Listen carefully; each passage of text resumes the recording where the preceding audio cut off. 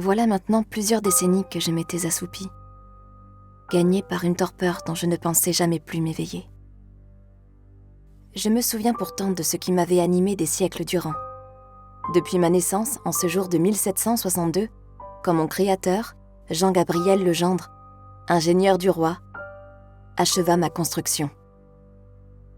Pendant plus de 250 ans, mes murs ont résonné de nombreuses messes, recueilli les paroles de religieuses et d'infirmières réconfortant des soldats convalescents blessés pendant la Grande Guerre, ou encore apportant leur réconfort auprès des pensionnaires de l'Hôtel-Dieu. Puis, doucement, année après année, les fresques qui ornent fièrement mes murs commencèrent à s'estomper, m'effaçant de la mémoire des hommes. L'obscurité se referma sur moi. Mais un beau jour de septembre 2018, ma lourde porte s'ouvrit à nouveau. Guidée par l'esprit de mon créateur, des voix se firent entendre. Des hommes entrèrent avec un projet exaltant. Réveiller mon faste d'antan, m'insuffler une nouvelle vie, me donner une nouvelle mission.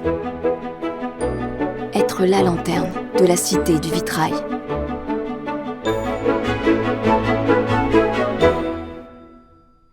Le chantier, d'une manière générale, a été un chantier un petit peu compliqué parce qu'il a fallu mettre aux normes un bâtiment qui a été construit au XVIIIe siècle.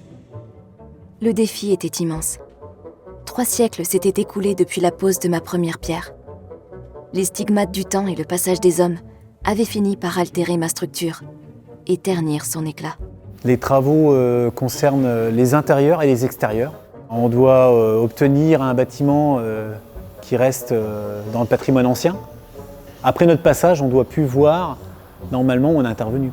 C'est le but, c'est qu'on soit à l'identique de l'authentique. Tout ce qui est outils traditionnels, comme pour tailler la pierre, c'est toujours le même geste et les mêmes outils.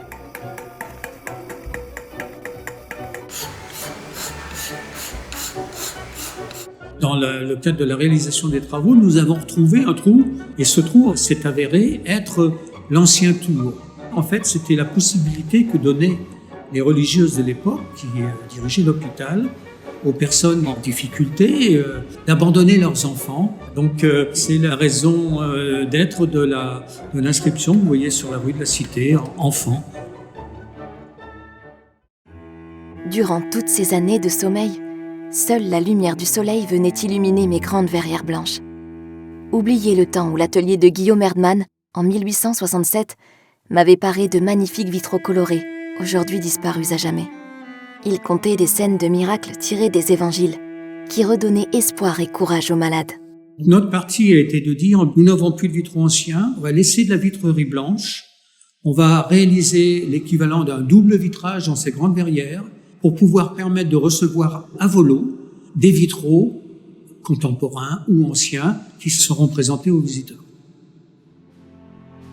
Il ne restait des vitraux du XIXe siècle que le vitrail d'Henri Libéral qui se trouve dans l'axe de la chapelle côté est.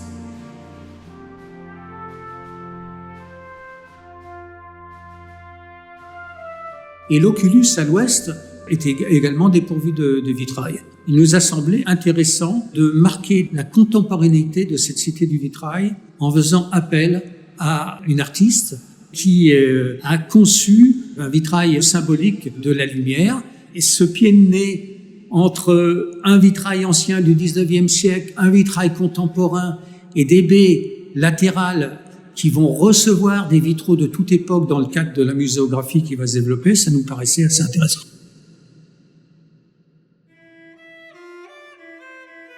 La pénombre chassée, mes boiseries, à nouveau baignées de lumière, apparurent ternes et fatiguées.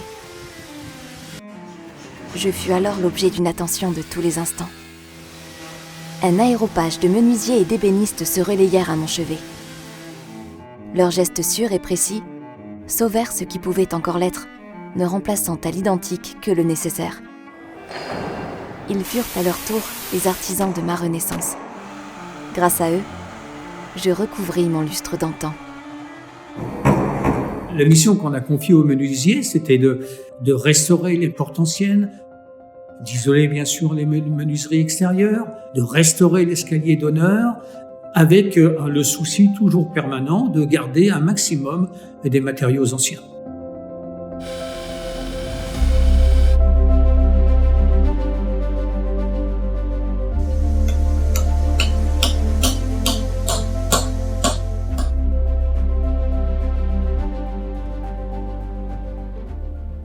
Les saisons se succédant, le soleil et les intempéries avaient fini par altérer la superbe de mon cadran solaire, lui qui rythmait depuis si longtemps la vie de la cité.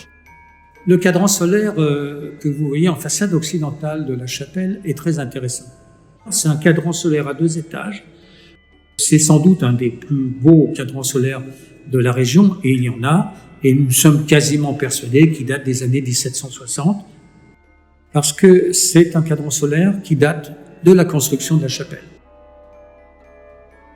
Alors ici, on est tout en haut de la chapelle de l'Hôtel-Dieu, au-dessus de la méridienne de temps moyen et de temps vrai qui se trouve en dessous. Regravure des éléments qui ont disparu, donc on a regravé des chiffres, on a regravé des mois, regravure de parties de lignes et mise en pigment avec un pigment naturel dans les lignes horaires. La méridienne de Troyes est quand même assez particulière parce qu'elle est immense, donc elle fait partie des plus grandes méridiennes en termes de hauteur qu'on peut trouver en France, et elle a un gnomon, un style, donc c'est l'œilleton qui amène le soleil sur le mur, qui est situé à plus de 5 mètres de départ du mur, donc qui en fait aussi un instrument d'envergure assez extraordinaire pour l'époque.